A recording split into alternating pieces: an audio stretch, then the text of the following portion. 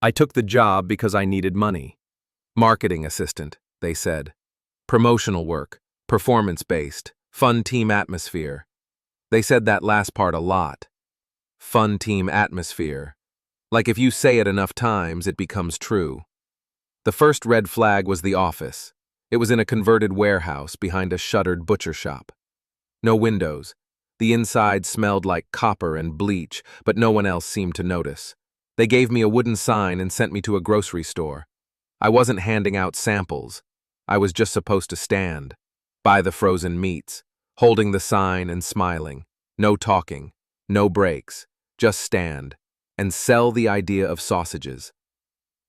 "How long do I stay?" I asked. My manager grinned too wide. "Until you hit your number. Don't chicken out." That phrase, they all said it. Every single employee, like it was tattooed on the inside of their lips. At the end of the day, we returned to the warehouse. We weren't allowed to leave until the show. That's what they called it. The show started the same way every night. The overhead lights turned green. Not soft green. Fluorescent, sickly chemical green. Then the speakers blasted this one horrible remix of Pretty Green Eyes, so loud the floor shook. When the music hit the drop, the manager burst through the door, always wearing the same thing, a shiny velvet tracksuit soaked in sweat.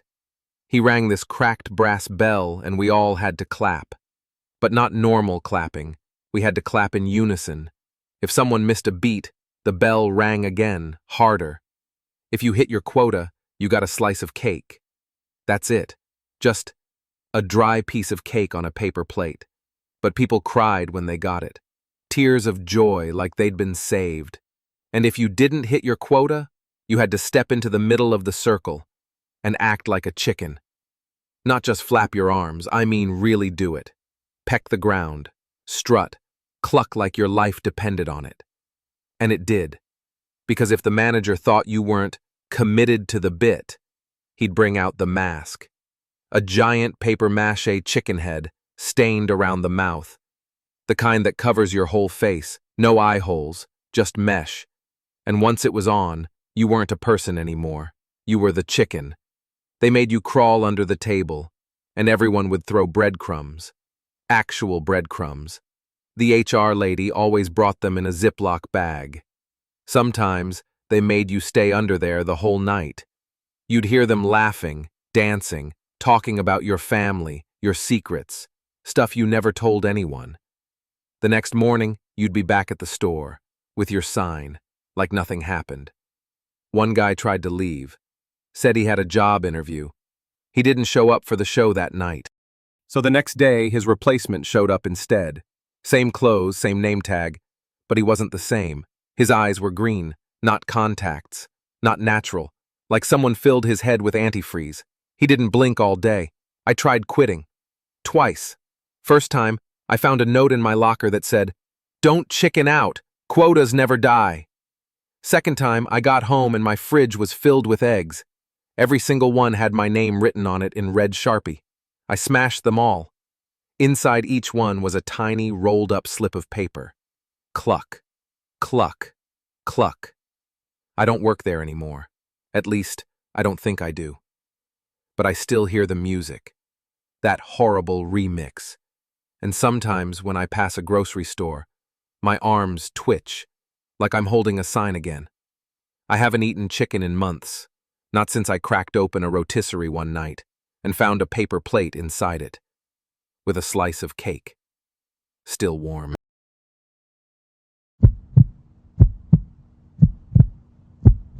I used to work in a place that watched you. Not just in the corporate, check your timesheets kind of way, I mean watched you. Every step, every chew, every breath. They had cameras, in the hallways, the elevators, even the bathroom entryway, microphones in the ceiling tiles. Speakers hidden in the potted plants. We joked that it felt like a mix between Big Brother and Survivor. But no one was laughing, because the one watching wasn't HR. It wasn't the boss. It was his wife. She didn't work there, not technically. But she was always in the building, dragging a little gold cart behind her, full of nail polish, scissors, lotions, and this plastic basin with floral stickers peeling off the sides. She'd sit in the boardroom, feet soaking in pink suds, while people tried to present quarterly reports. Sometimes she'd hum over them.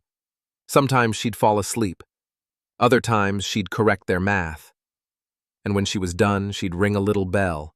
Not call someone, not ask. She'd just ring this tiny, disgusting bell.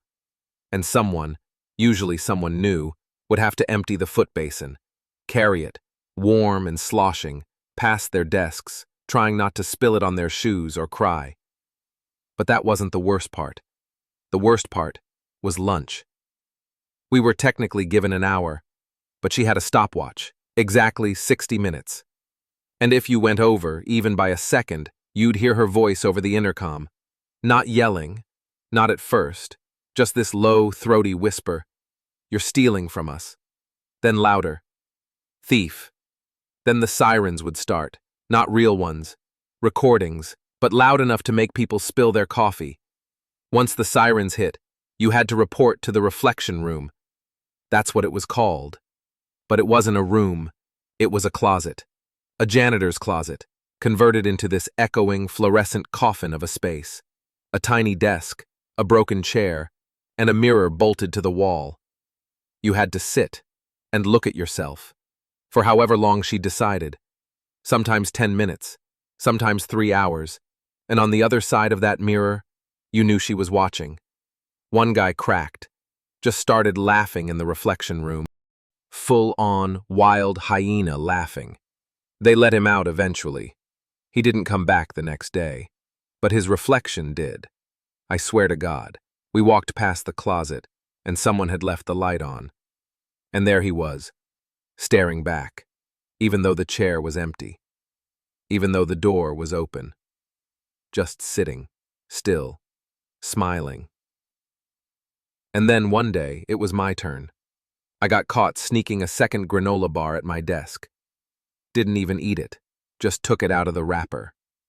Her voice cracked through the speakers like a whip. Pig. Then the bell rang. Not the one for her feet. The other one. The one they only rang when she was really watching. I walked into the reflection room. The mirror was warm, like someone had just breathed on it. There was writing in the condensation. Do you like what you see? I didn't write it. I didn't touch it. But when I blinked, the words were gone. Replaced with a single word in thick black marker. Clean. When I got back to my desk, my drawers were missing. Not just the stuff inside, the drawers themselves.